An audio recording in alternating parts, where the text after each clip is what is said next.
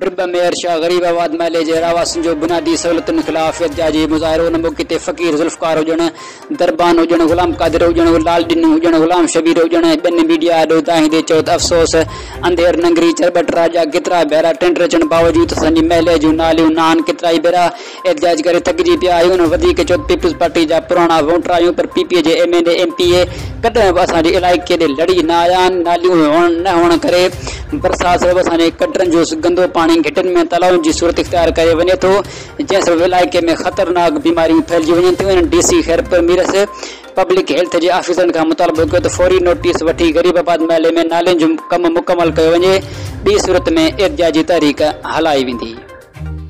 Report इमाम ॾिनूं हुजण ड्रिब महर शाह।